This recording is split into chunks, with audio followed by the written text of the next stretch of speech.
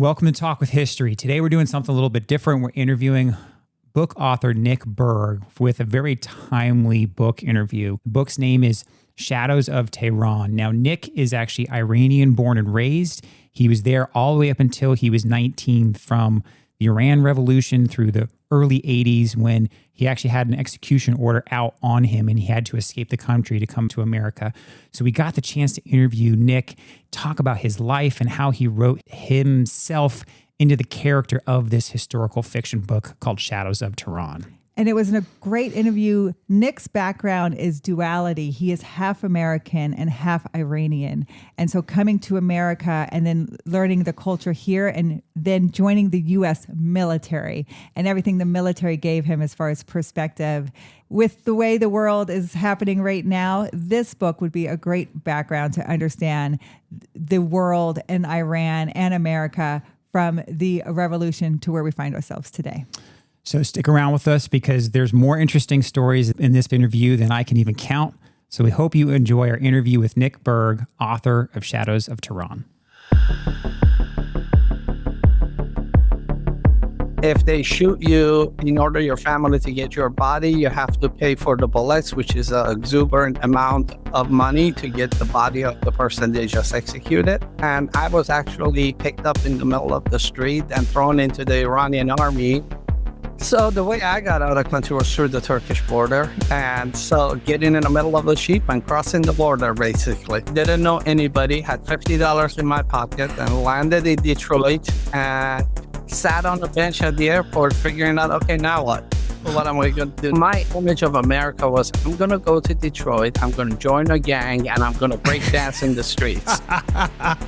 And I rented a bed over there, put my suitcase, locked it up, and went walking the streets to find a job. You want 3 meals a day, a good paycheck, medical benefits. You want to think about signing up for the army. And they opened the door.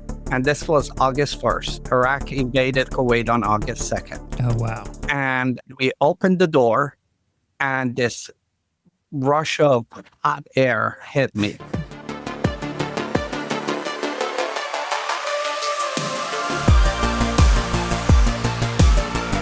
So we're here with author and veteran, man of many talents, Nick Berg.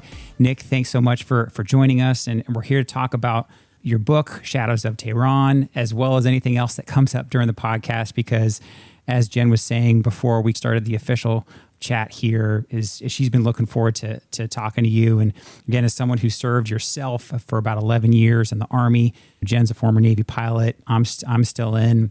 Just super excited to talk with someone else who's writing about a little bit about your life and kind of some of the history behind that. So can you tell us and our listeners and our watchers first a little bit about the book, and then we'll just jump off the springboard from there?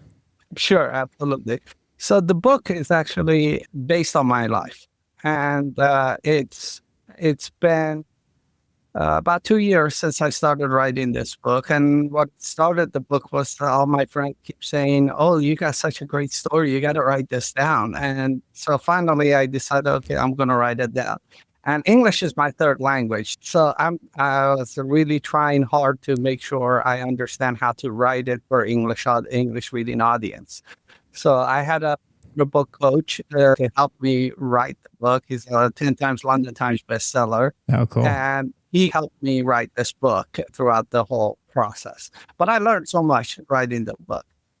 So you grew up in Iran, you escaped when you were 19, came over to America and joined the Army not too long after that. But aside from your experience, right, the first 19 years or so of your life there in Iran, what kind of research did you do for the book? Were you just reaching out to friends and family, getting their experiences over the period that you covered? Because I think you covered from the 70s through the 80s. And was it past that through the book? Yeah, it was about early 2000. Early 2000. So did you do any further research, or was it really mostly your experience and then people you knew? I did a lot of research, actually, to make sure that the events, because memory fails you a lot of times, and you see things from a perspective that you understand at the moment and at the time, but it might not be accurate historically. Absolutely. So I had to do a lot of research to make sure that historically is accurate, because I'm writing it as a historical fiction. Yeah. And what I wanted to do is to give a person perspective of how people felt during these events. But the events themselves had to be authentic and had to be accurate in the process.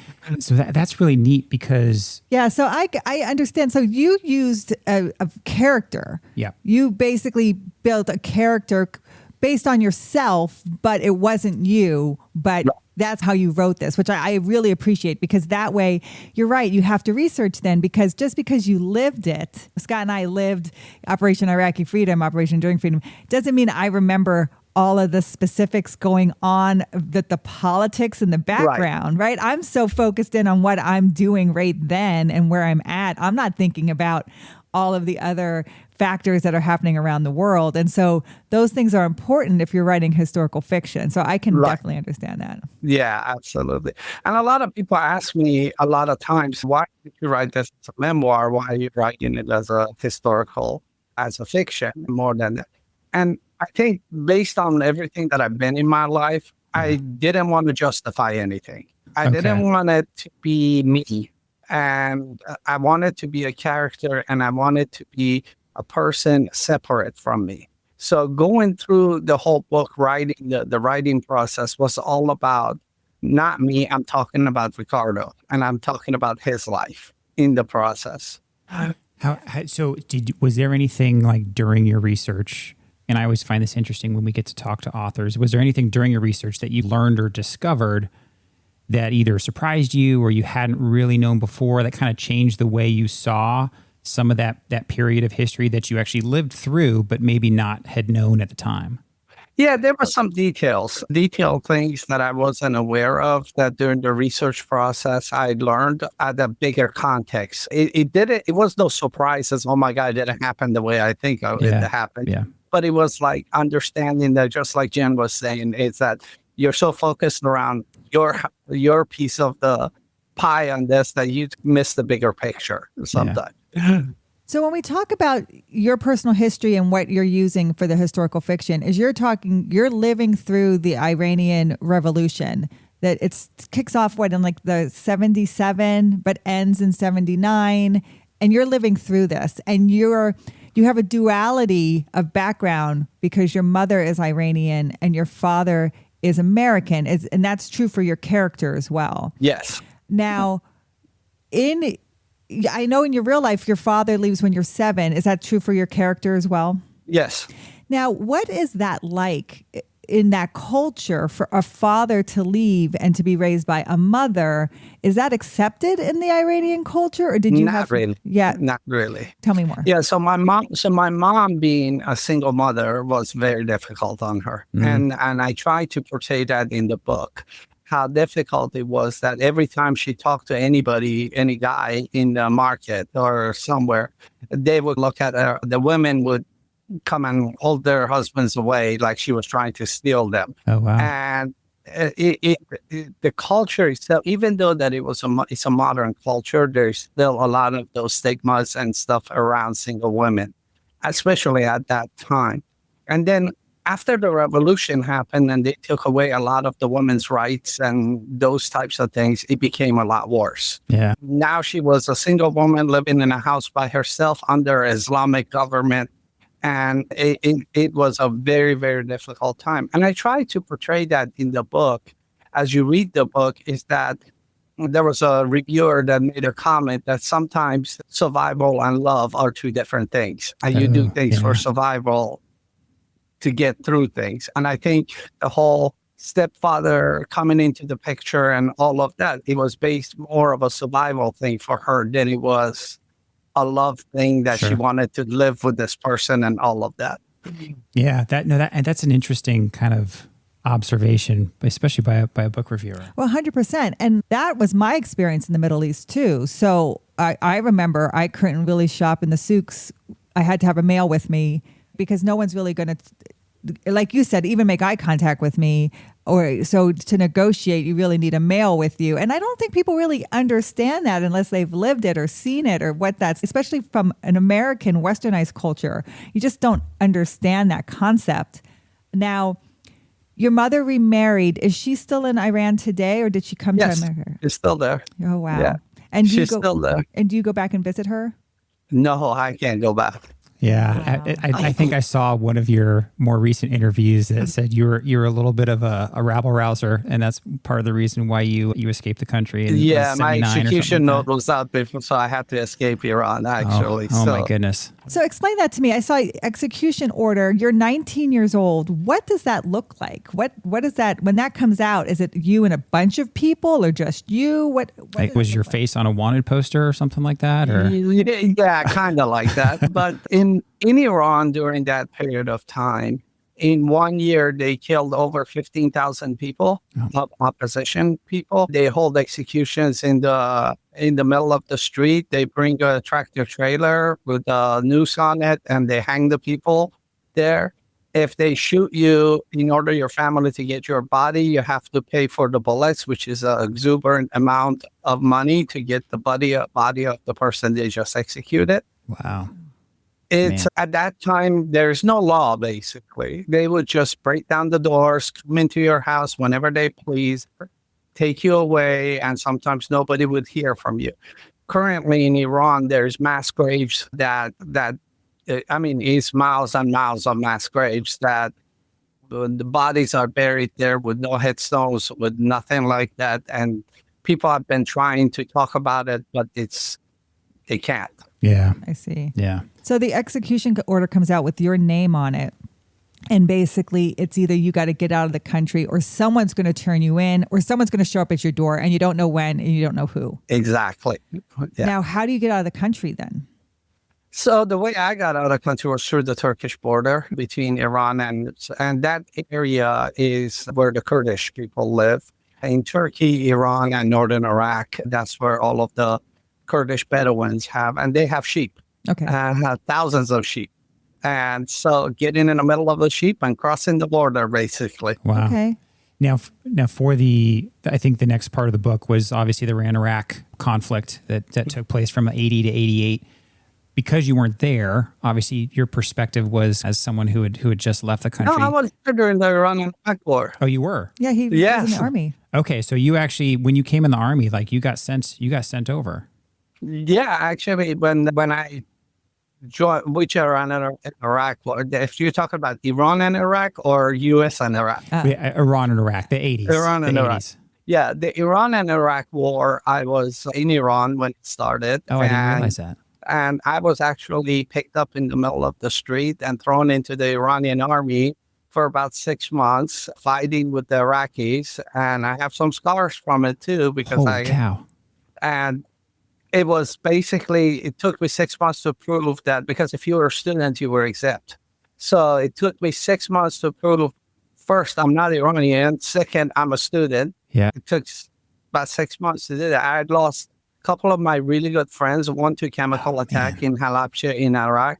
I had to carry his body back from the front lines to bury him. Jeez. There were rockets coming down on us pretty much every night, watching the fireworks. We would come out into the streets and watch the airplanes bomb, and we would count the bombs because we knew how many bombs each plane could carry. Yeah. And then we would know when the number of bombs hit a certain amount, then we would say, okay, it's time to come back out.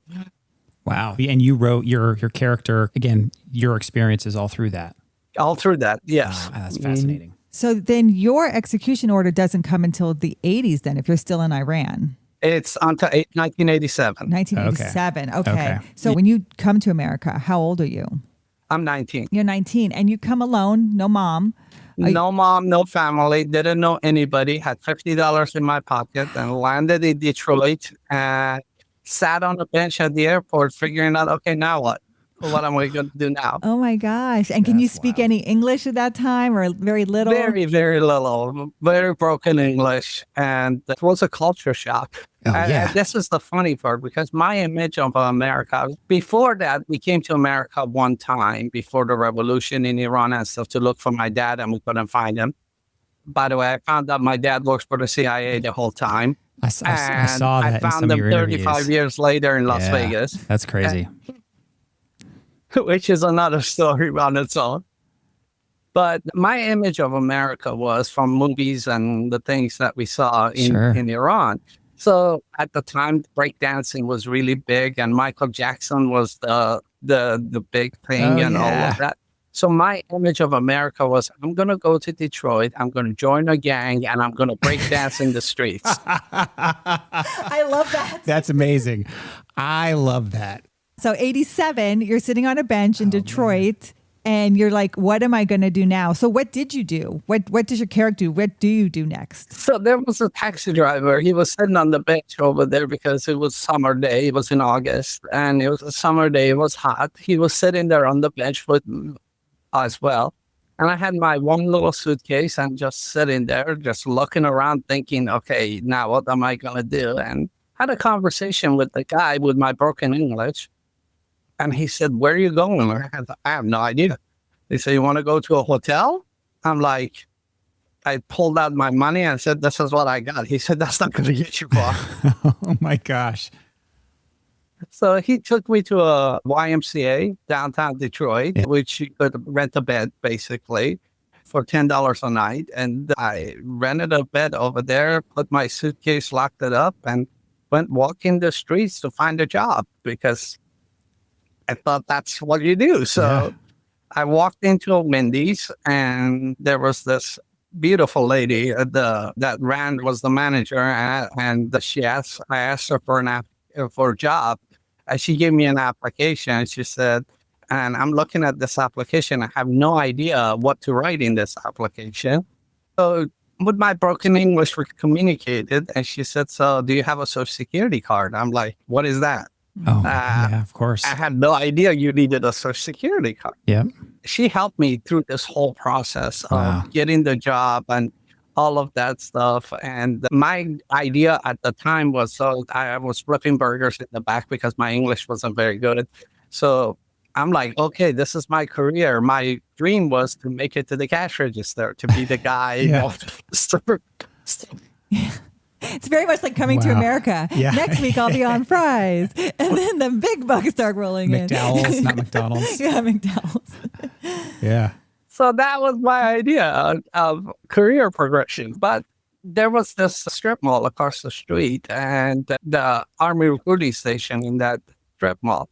And they would come and eat lunch at the Wendy's once in a while. And this gentleman, he would we started talking and having conversations and stuff. And he said, hey, I know you're here and all of this stuff. You want 3 meals a day, a good paycheck, medical benefits. You want to think about signing up for the Army? I'm like, sign me up. This is great. Let's do it. When I took the answer at this.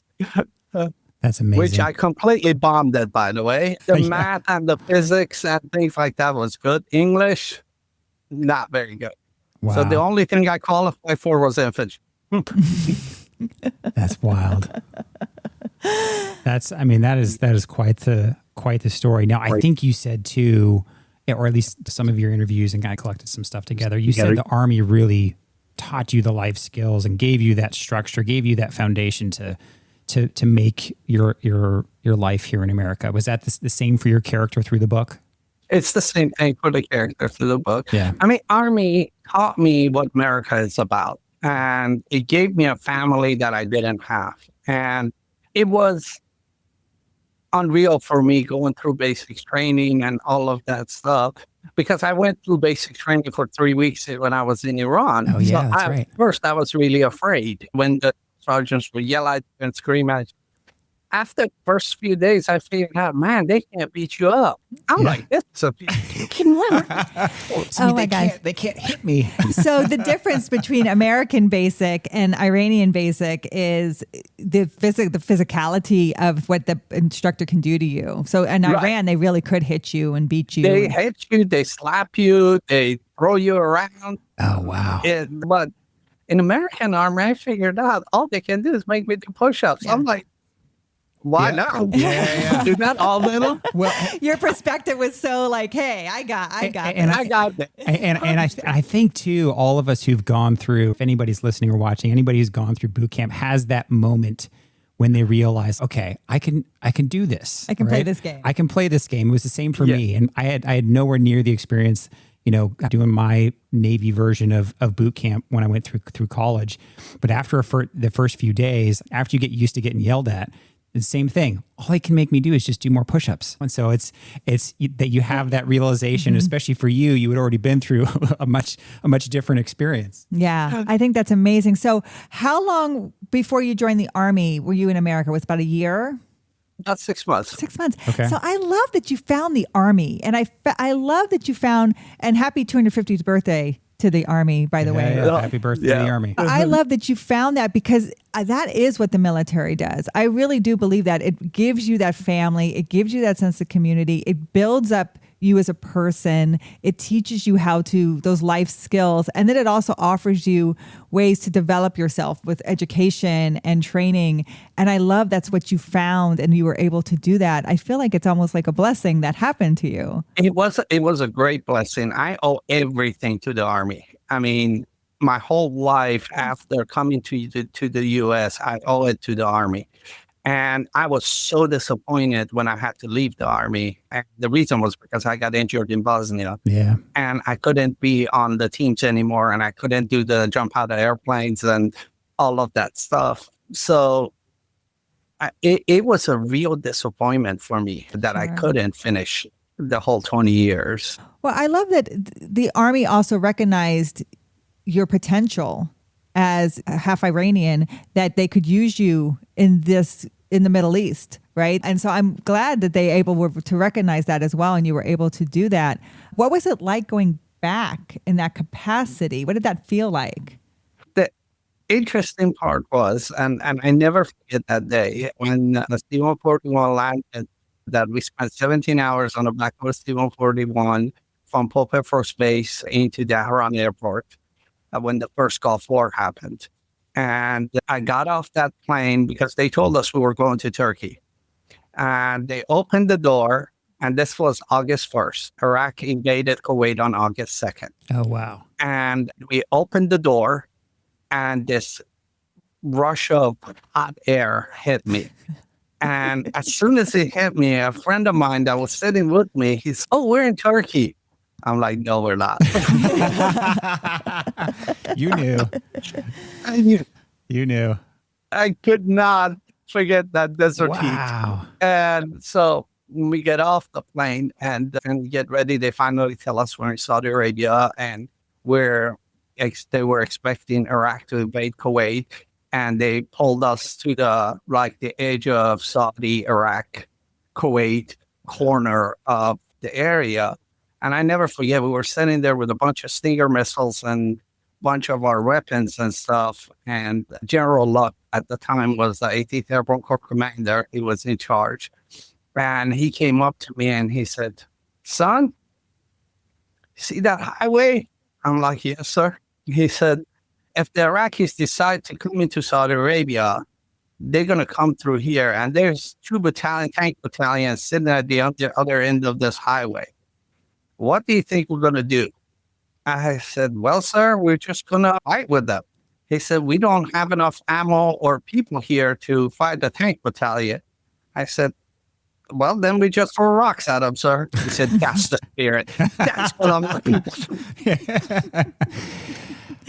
That's what a general's looking for. It's just some fight.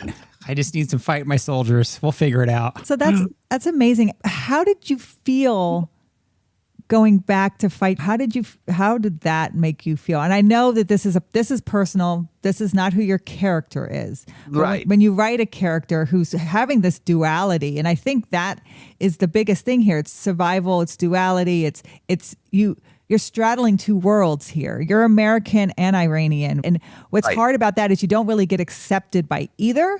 Right. But your heart belongs to both. Yeah. And the feeling was, okay, I spent all of this time running out of Iran, going through Europe, getting to America, joining the Army. Now here I'm back in the same desert, fighting the same guys from a different angle. Yeah.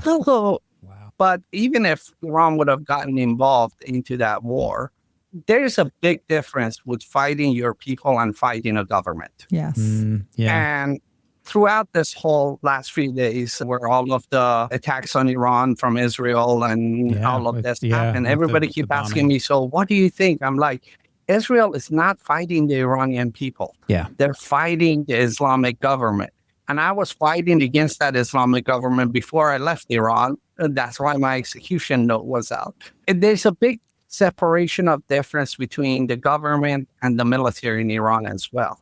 So when you hear about the IRGC in Iran, which is the kind of like the Iraqi Republican Guards and all of that, they're the defenders of the government, not the defenders of Iran. Yeah. All of the heads that Israel took out, they're all IRGC commanders. These are the same people that in 2019 and 2022 suppressed all of the uprising of women life freedom in Iran. They're the same ones that executed a lot of my friends.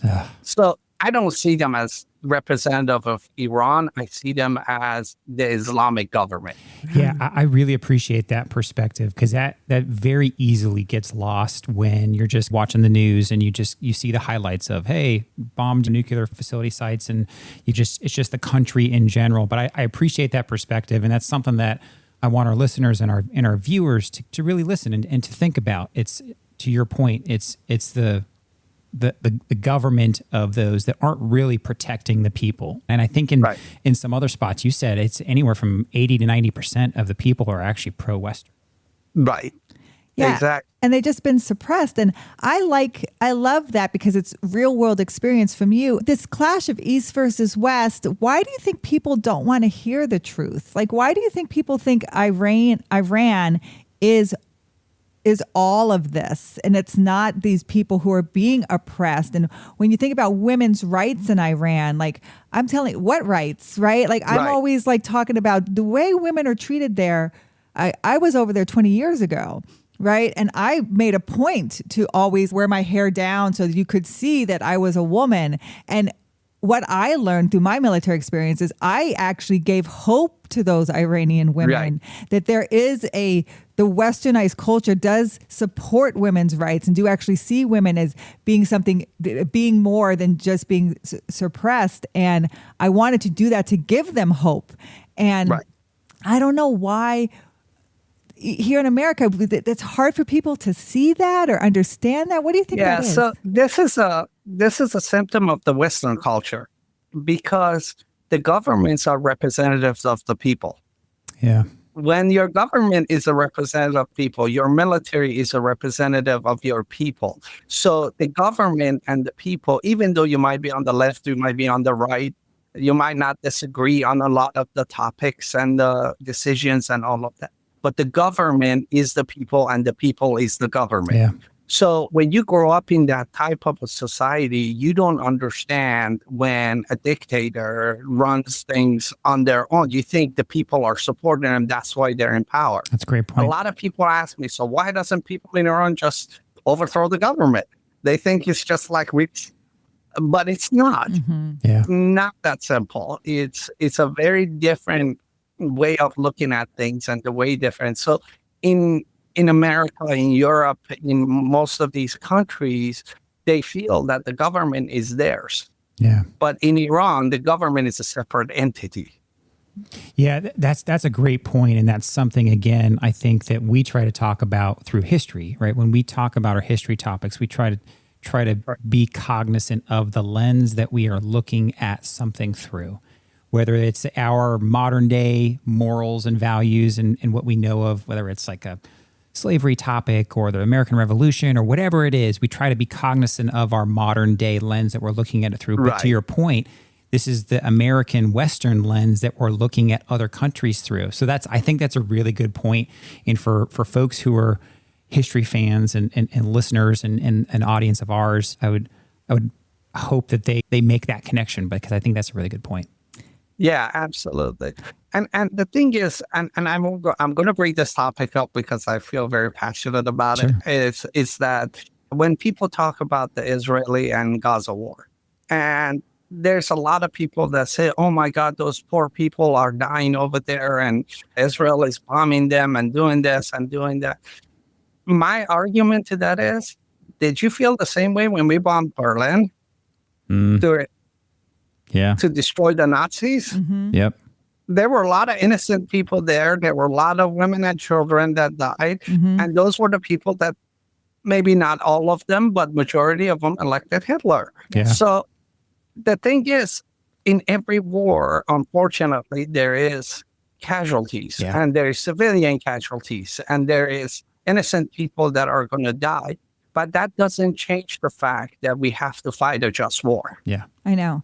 And people love to use World War II and Nazism as their example for everything, but they never forget the other side of it. Like, I always remind people, we didn't come into the war for a long time, right? And we just kind of watched things happen for a long time, America, right? We like to tote ourselves as the heroes, but like for a long time, we just let that happen. So imagine if we had the opportunity to bomb areas before they opened the concentration camps, before they did that.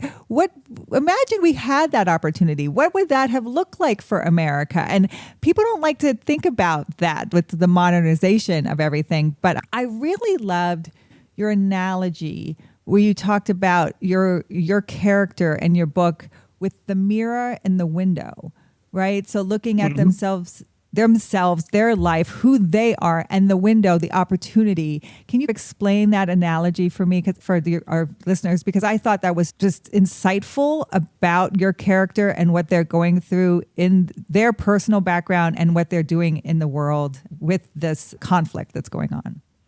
Yeah, the message of the book is, it's really about hope. It's about no matter what you're going through, it's not a basis of comparison. Oh my God, this guy saw a lot of dead bodies. I've never been in that situation, and so my life is not as bad. That's not the point. The point is that no matter what life throws you, you can't control the external things that happen to you. But you can make the decision to be a victim or a survivor. And it's a personal decision. And what changes your life is those series of decisions that you make throughout your life. So what I was trying to do with that mirror is look at yourself and look at the decisions that you have made and use that window to see what decisions other people have made and what changed their lives, and what you can change in your own life in order to be a better person. Yeah. I love that, because history, I'm a big fan of history doesn't repeat itself, but it echoes. And if you can learn from history, if you can look through that window of history and see what people did in the past and how they acted, it can give you a good reflection in the mirror of how maybe you can use that knowledge and act and move forward. And I really loved that. During my time when I was in Iran and I'm working against the government, the French partisans were my heroes. Yes. And I did a lot of reading around World War II and really understanding their tactics, what they did and how they did it, and all of that stuff. They were my heroes. And so looking at that window is how they adapted to live under Nazis and how that reflected in my life living under the Islamic government. Now, that's cool that you... And that's what I like about asking and seeing how people research their books and stuff like that, because Jen's working on her own historical fiction. And I love hearing about how people research, because different eras of history have different resources, right? Right. If you're writing a book about a president, sometimes a president kept all sorts of journals and you can get primary source.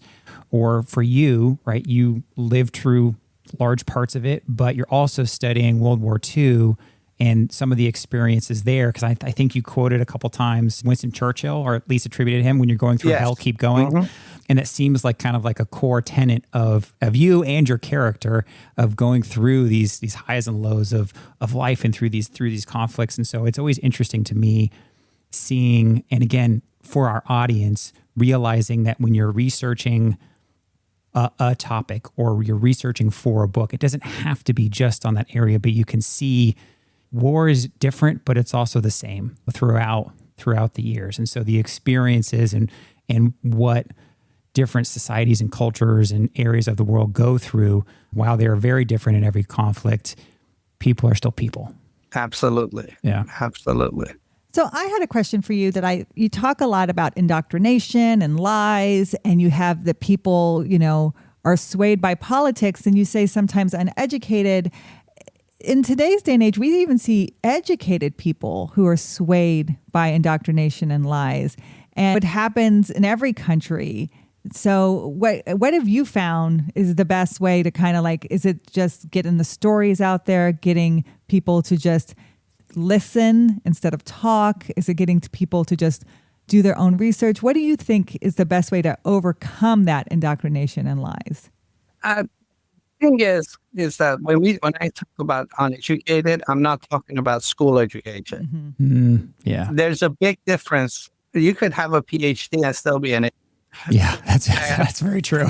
Yeah. So it's not about school education. It's about life education. It's about looking at the past, looking at the history. I'm a huge history buff. So it's really understanding what happened. What are the things that happened in the past? Everything from when we look at World War I and the causes of the World War I, why it started. Yeah. Everybody likes to talk about World War II, but World War I was actually the starter of World War II. Yep. So when you look at World War I and what happened there and how Hitler came into power and influenced big populations based on what happened in World War I, and how he used that to basically create the Jews as the enemy of Germany and all of that. So there's a lot of lessons in there from the propaganda perspective, from understanding how he was able to change minds of people to do all of those things. And then when it comes to religion, it becomes a completely different picture. And as Nietzsche once said, good people will always do good and bad people will always do bad. But for a good person to do bad, it takes religion. Interesting. That is really interesting to understand your own belief system and what your own compass in your life is and how you look at things. And especially today with social media and all of these things, there's a lot of influences on you, but do your own research. Yeah, I think that's one of the most important things we always try to just mention, right? We've done, I don't know how many podcasts now, 150 plus, 160.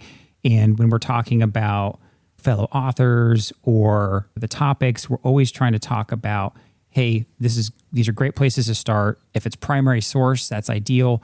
But if you're reading another author, you got to make sure you do your own homework, right? We talked about Stephen Ambrose not too long ago, and he did some amazing things for history and for World War II and the World War II Museum, but he had his own weaknesses as well.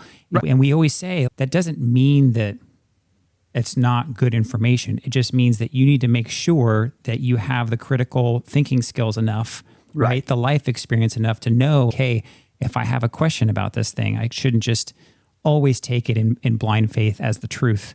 I should do my own homework. I should do my own research. Yeah. So I grew up in my uncle's bookstore, and it's in the book. My uncle had this really small bookstore that he repaired all antique books and things like that. So he was kind of like my father for most of my time in Iran that I grew up with. And he was a real critical thinker in this process. And I learned so much from him and inside of that bookstore and all of that. And he always told me, he said, when you read in the book, keep in mind that that's the perspective of the writer. Yeah. And remember that the history is always written by the victors. And so there's always another side to it. So that's a keep great that lesson in to learn mind as when you're reading these things. Yep. Yeah. Absolutely. That's a phenomenal lesson to have built into you at a young age, because it's too easy now, especially with the internet and stuff like that. You Google something and you assume that the top couple hits are true. That's not the case. Not always. Yeah. Now, your character in the book, you want to write more, right? So where does the story end for your character? What time is the story ending, and what would be the next follow-on to it?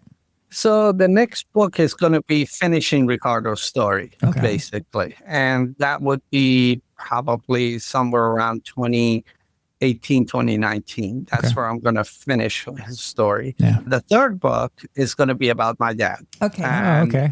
Because he passed away 2 years ago. Okay. And I spent 3 weeks before he passed away with him. I recorded all of his stories. Wow. To write it as the third book. Oh, cool. And he was a naval intelligence officer. He was a Navy. Okay. All right. Fell Army Navy family. Now, in our research, I saw that you've talked about him, right? He had worked for, was it the CIA or was it Navy intelligence? Yeah, CIA. He worked for the CIA. Sounds like his story would be quite interesting. So can you touch a little bit on him and maybe what you'll write in that book? Yeah, his story, he was in Vietnam during the Vietnam War, and his ship docked in Iran at the time in the 60s. Okay. And that's where he met my mom, and he was supposed to be in Iran, and he was leaving the Navy and coming to Iran. And after I found them 35 years later in Las Vegas, I asked them, I said, because then I found out that I have a whole bunch of half-sisters and brothers in Egypt, in Lebanon, in a couple other places as well. And I asked them, I said, so why do you have so many women and families and all of that? And his answer was, having a family is the best cover. Oh my gosh. You know, when I read that about you and I talking to Scott, CIA, I'm like, his dad sounds like the typical James Bond. From the work we have done with people like your dad, that is the best cover. And I wasn't surprised to hear that he had other families, because that was even my experience working with those people that do that. Yeah, but one thing I say about my dad, he wasn't an emotional person. He wasn't in my life for a very long time. But he did work with the U.S. Army and directed a lot of the things that I did in the U.S. Army. He knew exactly where I was, what I was doing. Wow. And he had complete insight into everything from the time I left Iran. Wow. And I didn't know he was there. Wow. That's got to be, I mean, what did that feel like when you found out that he had that oversight on your life? Was that kind of a relief? Was that like, I imagine you must have had some mixed feelings about that. I, working with special operations in the Army, I understood him. Okay, of course. Yeah, you had a little bit of insight already, so you could categorize that. My sister is completely the opposite of me. She's, oh my God, he's an idiot. He's this, he's that. He didn't take care of us. All of that. But I completely understood him. I only completely understood his mentality. For him, it was country and his job. Yeah. That's all he cared about in his life. Everything else was a vehicle to get the job done. Wow. It sounds like quintessential James Bond, right? That unforgiving love of country, right? Like it do just whatever it takes for that love of country. And I'll be honest with you, between our listeners and you, we need people like that. And so I'm thankful for people like your father. Yes, we do. We need people like that. Okay. Right on. That's good. So if people want to find your book, if they want to find more about you and keep track of you and look for your future books, because I think I'm going to probably order your book because I just think it sounds so fascinating. I'm enjoying this conversation, and I think the future books will be just as interesting. Where's the best place for folks to find you and kind of keep track of what you're doing? So my website, pnberg.com. Okay. And that's and by the way, I go by Nick because it was easier.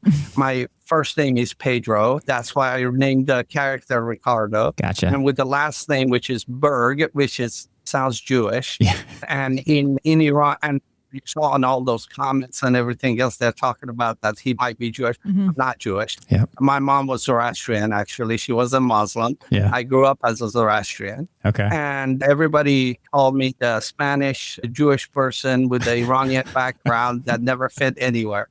So the book, they can find it on my website, pnberg.com. Okay. The book's available everywhere books are sold, Amazon, Barnes & Noble, any of the local bookstores, they can find it there. We really appreciate you joining us today and telling us about your life and your book and all the stuff that's around that, because it is chock full of not only history, but I mean, you're the primary source in this for a lot of this stuff, which is fun for us as history nerds. Well, history nerd and aspiring married to a history nerd right here, as I joke all the time.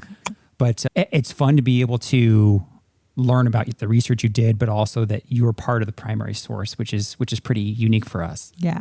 And the book is called Shadows of Tehran. And I want people to understand we're living in the shadows of Tehran now. Yeah. Now, So if you want to read something, Learn something that is based in real history of what is happening in the world today, this would be a great book for you to start.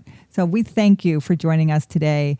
It was a great conversation. We're praying for your mom and your family over there. We hope she's fine right now. I talked to her yesterday. She's fine. Yeah. And the biggest thing is coming to America and living here. Yeah. I really appreciate everything that this country has done for me. And there's no greater place to live. And so I was talking to somebody. I said, if America changes and goes away the way it is today, there's nowhere else to go. Yeah. That's it. Yeah. that's so true. Yeah. Yeah, look at that. You got this one. I got this one emotional. Well, thanks again and again for our watchers and our listeners. I'll have all the information for Nick's book down in the show notes and the video description. I'll flash some stuff up on the screen as well. But thank you again, Nick, for joining us. And for our audience, we'll talk to you guys next time. All right. So what do you guys think of our interview with Nick? There was more surprises to me even after I'd done my research and looked at his other podcasts and interviews he's been on.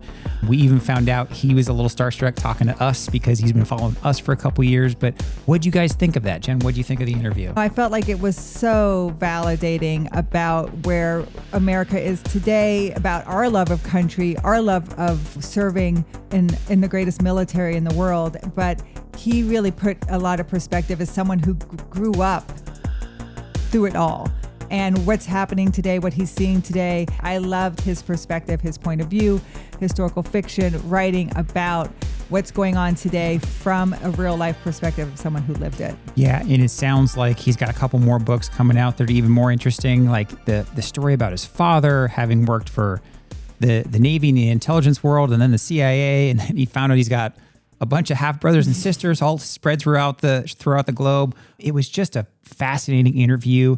Nick was such a positive person, and I just so enjoyed talking to him as a fellow veteran, someone who had served in the Army for 11 years and would have done more if he could have.